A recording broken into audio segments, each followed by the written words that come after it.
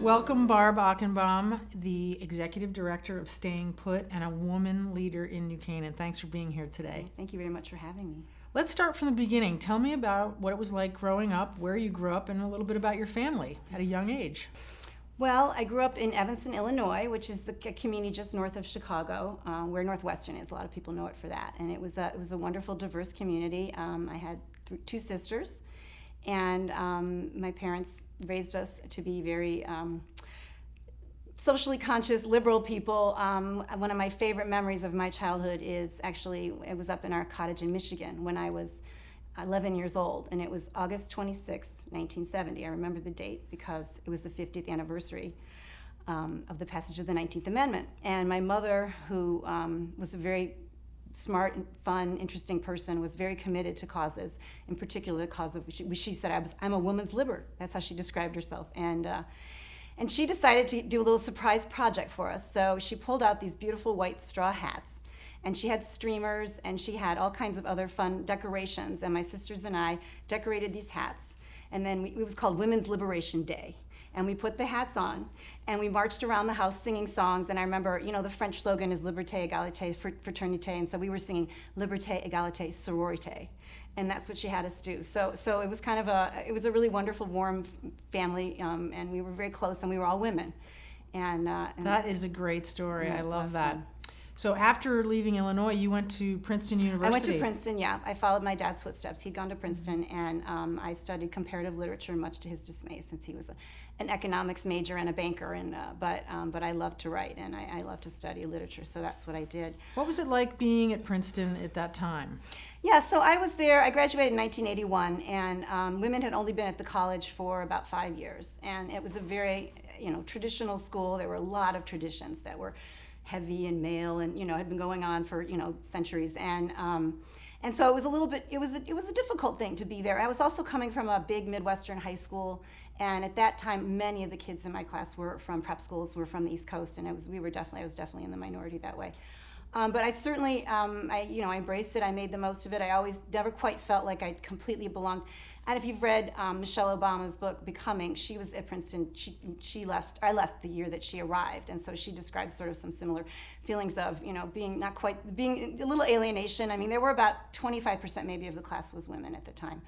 Did you have any women role models there or professors that? Yeah, maybe one professor that really, it was there weren't that many women professors, honestly, at the time. I mean, obviously it's completely different now. I will say one thing, when Shirley Tillman became the first president of Princeton, that was a really special moment. That was probably like at least a decade ago, and she did an amazing job. And I think a lot of women who were there were so happy later to feel like she'd come in, and she was tremendous. And after Princeton, you had a career at a few very interesting companies. Yeah, I went to work. Well, right after Princeton, I went to work at the Quaker Oats company, and I was in brand management, which is marketing. Did they have a good cafeteria there?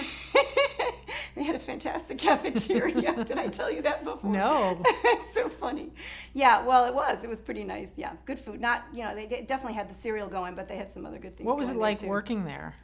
Well, it was a nice environment. It was a conservative company. The man who ran the company, the family had started, the Stewart family, had been there for generations, and we used to call them the three wise men.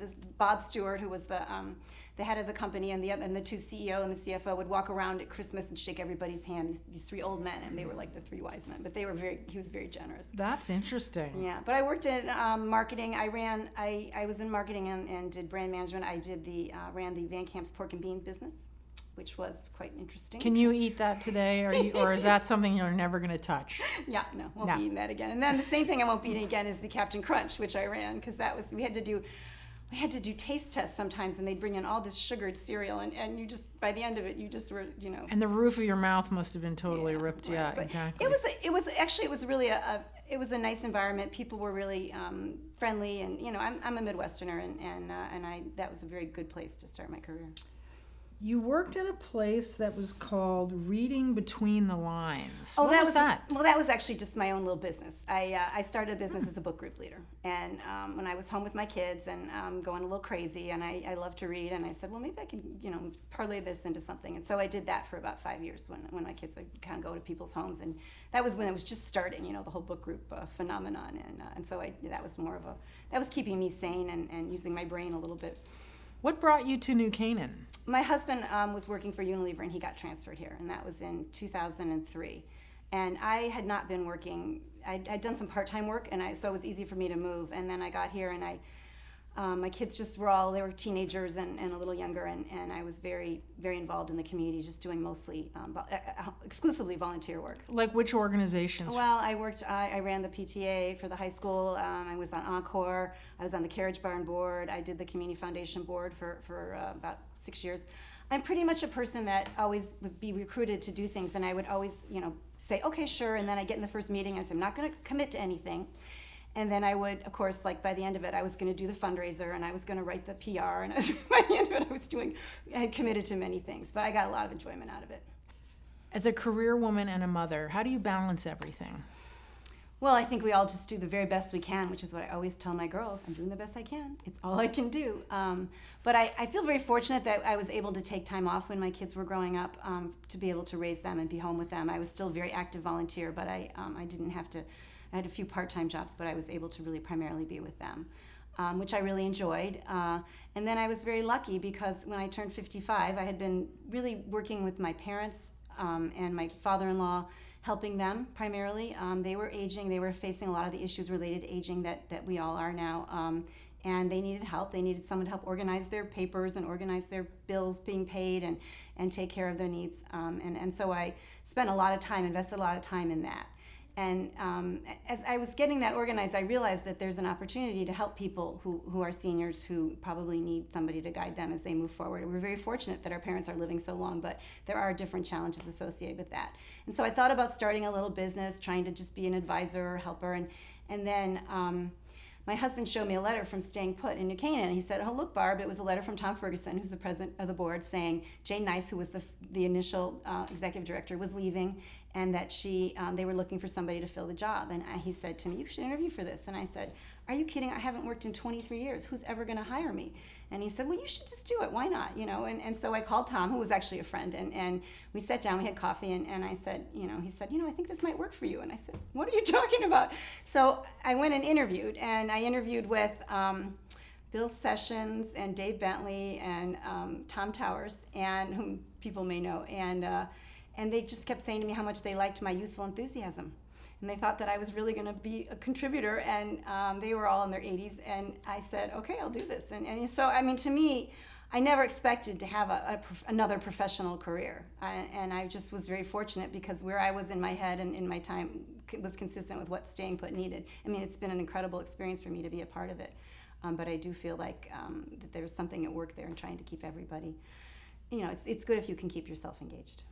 Tell our audience what Staying Put is. There might be some people watching that don't know. Sure. Staying Put is a nonprofit here in town, and we are supported by the community entirely. We don't get town funding, and our mission is to help seniors who want to stay living in our town as they get older remain here safely and independently. And we have a whole cadre of volunteers who provide all kinds of support systems for them. You have to join Staying Put to become a member? You can become a member, yeah. You pay dues. Dues are sliding scale, and also we have scholarships. So anybody in New Canaan who's interested in being a member can be. As Tom O'Day would say, New Canaan is a great place to die because it's such a great place to live. And Staying Put definitely is part of that, wouldn't you say? I think Staying Put is one of the reasons it's a great place to live and die. But I think if you go back and look in the 60s, there were a lot of organizations that started as a result of the people who started Staying Put.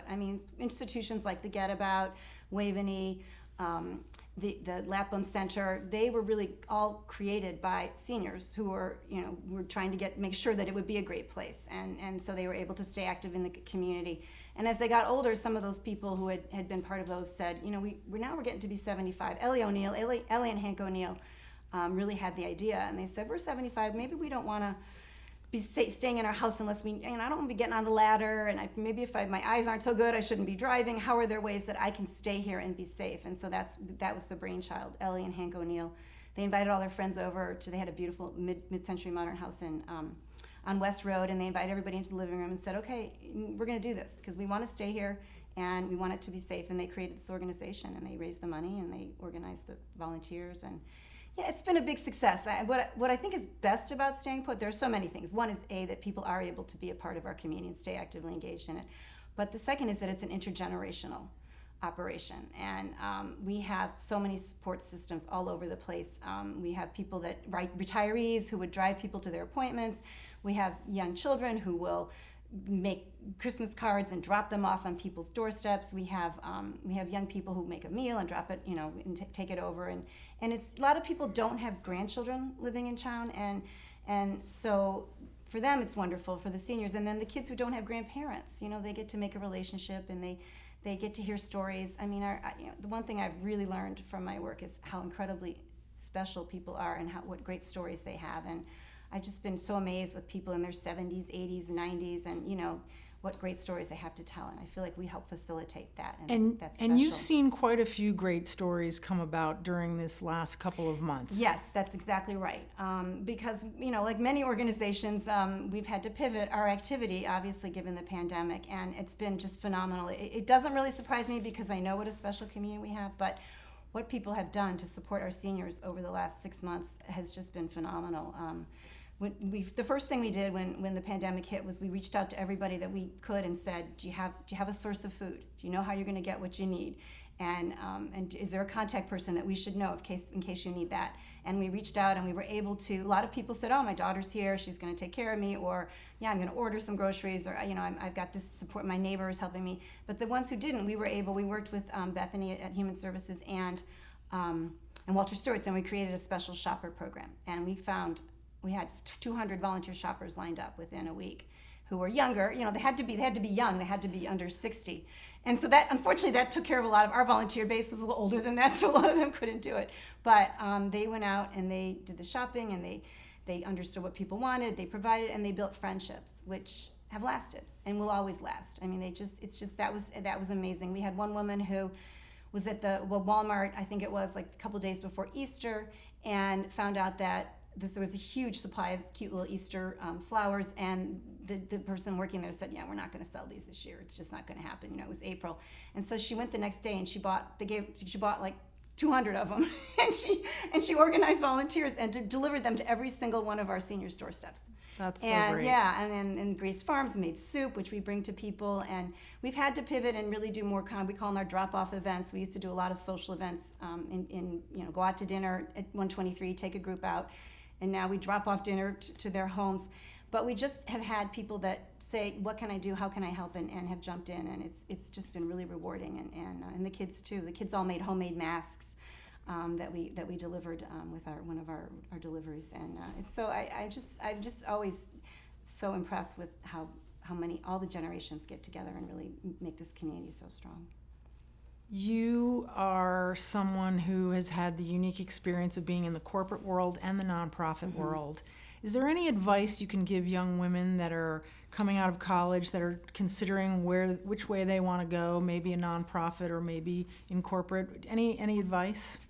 Well, I would say that working in the corporate world can be very rewarding, and it's fun to be part of something that's fast-paced in business and results and goals, and certainly it's pays better than the nonprofit world. But I think that if you really want to make a difference in the world, you really have to be involved in something that is organic and is trying to really help people. It is more rewarding.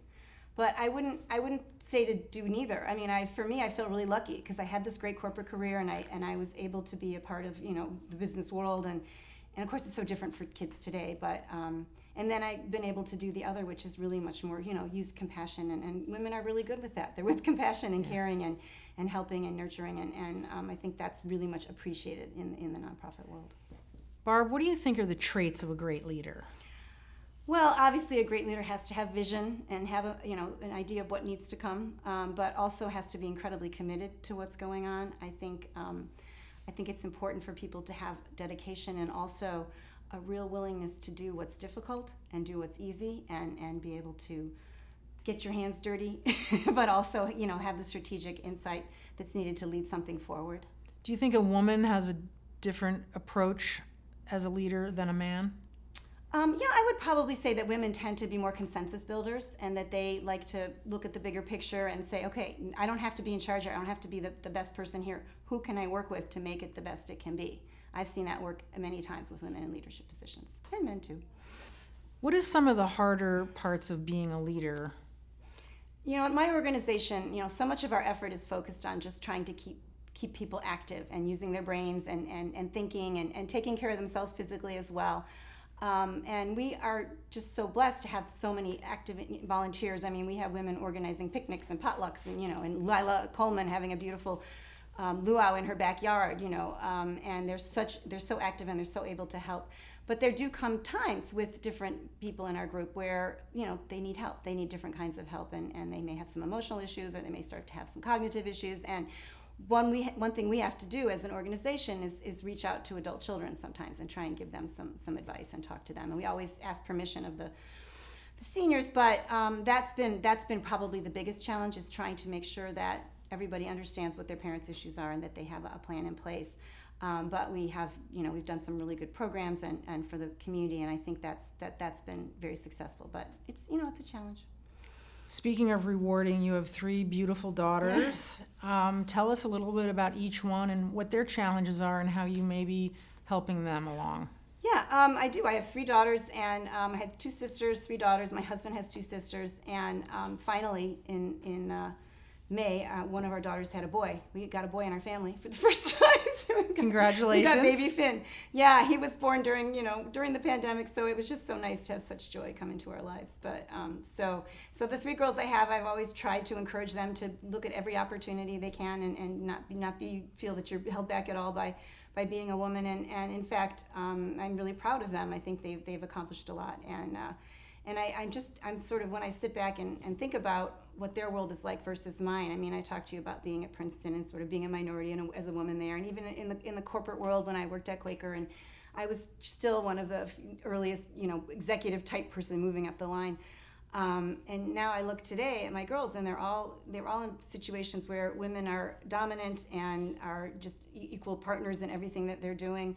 One of my daughters, she works for a beauty company. She's actually she's in brand management on CoverGirl, which I'm like, well, that's girl power there, right? On CoverGirl, and she works with. She's a boss who's a woman. Her boss is a woman, and then they just named a new CEO who's transgender, and they're so excited. She just thinks this is so great. My other daughter works at a publishing company, and she works for a woman who's 81 who has been there for 50 years. She's the managing director, and she's just been a great mentor to her. And I think they both just feel like there's nothing that can hold them back. You know, there are all these women mentors, all these people that are moving forward. My oldest daughter, Julie, is married to Gabby. She and her wife got married 2 years ago in 2018 and had this very traditional formal wedding and have had this wonderful life. They've got this new baby, and they're just a happy family. And I just feel, I'm just so proud for them that they can have these opportunities. Obviously, they came from a place like this, and that sets you up pretty well in a lot of ways for life. We're very fortunate at what a wonderful community we have. But I'm excited about the opportunities for women in our world, and I think they're just good examples of that. Part of the reason why we are here is to celebrate the 19th Amendment. 100 years ago, it was ratified. Women now have the opportunity to vote. When was the first time you voted? Do you remember? Yeah, I was 18. Yeah, I was the first time I could. Yeah, I remember being at the high school, helping to organize it and put it together and be a part of it. Yeah. Justice Ruth Bader Ginsburg recently passed. She was obviously a trailblazer for women. Do you have any thoughts about her and maybe how she influenced you? Oh yeah, I mean, what a vanguard. I mean, somebody who was just that little tiny person who had such a big brain and such a compassionate approach to life and such a respect for the law, but also understanding of the implications of decisions that they were going to make. I love that she had that friendship with Justice Scalia. I just feel like that just shows what an incredible person they both were. They could have their differences, and they certainly did, but they could also come together over things that they shared in common. But yeah, she definitely is a role model, and she's an amazing person. If you were alive 100 years ago, do you think you'd be involved with the movement for women's vote? Well, if my mother had anything to say about it, I definitely would. Yes. Yeah. No, I do. I've always been very passionate about equal rights and making sure that everybody can have the same opportunities. So yes, I definitely would have. What gives you hope? Well, I guess what gives me hope is when I look at my children and I look at their friends and their families, and I see that there are people who I think are going to help make our nation a better place long term. During the pandemic, there's been so much outreach. I guess young people are the people that probably give me the most hope. that they've done such a good job of reaching out just here locally. I look at the marches, I look at all the ways that family members draw together and support one another, and how the children are helping their parents. What makes our community special? Well, there's so many things that are special about our town, but I think the most important one is that there are just so many generations of families here who have remained and who are committed to keeping it a very strong and special place. I mean, I think when we found that there are maybe 200 families in our town who have at least 3 generations living here. Your family, the Bachs, have been here for 4 generations. And there's such an incredible willingness to be a part of this and interest in staying a part of it. I'm not surprised that people don't leave, but it's hard to come back sometimes. And there aren't many communities where you get children after children, saying, I want to be here. I grew up here. It's a very great place, and I want to be here. And I think that's what will make it special going forward. And it's a very generous community, too. Incredibly generous. And yeah, incredibly generous in terms of people giving not just their financial support, which is wonderful, but also their time. Barb, thank you so much for being here today. We are excited to have you as a woman leader here in New Canaan, and this has been fun. Thank you very much.